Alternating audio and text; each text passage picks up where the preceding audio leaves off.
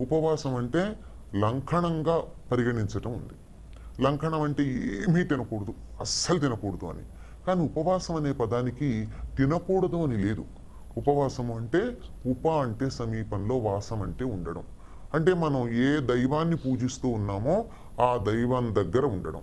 దైవం దగ్గర ఉండడం అంటే ఆ ఫోటో దగ్గర లేకపోయినట్టే ఆ బొమ్మ దగ్గర విగ్రహం దగ్గర ఉండడం అని కాదు.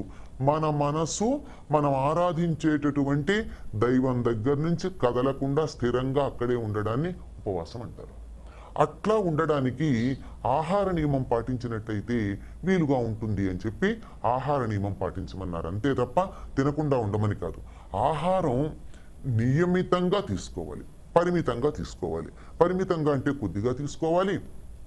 నియమం అంటే కొన్ని రకాల పదార్థాలు తీసుకోకూడదు.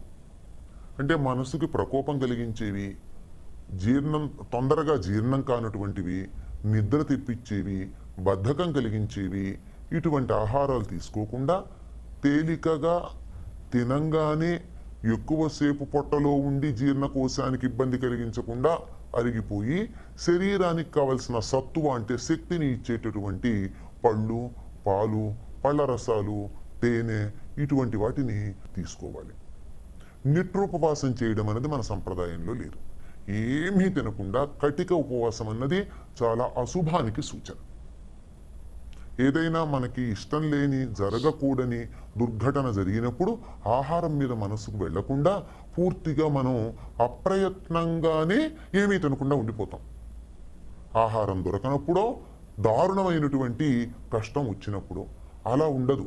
ఉపవాసం అన్నది భగవంతుడి కోసం చేసేటప్పుడు మన మనసు ఆయన మీద నిలిచేటట్టుగా తేలికైన ఆహారం తీసుకోవాలి తప్ప ఇలా ఏమీ తినకుండా ఉండడం అన్నది అశుభ సూచన కనుక ఆహారం తీసుకోవాలి. తేలికైనటువంటిది ఉండగలిగితే తేనె నీళ్లు తాగి ఉండొచ్చు, కానీ అందరూ ఉండగలిగిన స్థితిలో ఉండరు. అందువల్ల తేలికగా ఉండేవి పండు ఏదైనా తీసుకోండి, పాలు ఏదైనా తీసుకోండి. ఖాళీ కడుపుతో మాత్రం చెయ్యకూడదు. చేసినట్టయితే ఆరోగ్యం దెబ్బతింటుంది. ఆరోగ్యం దెబ్బతినేటటువంటి పనులు మన పెద్దలు మనకి ఏది చెప్పలేదు.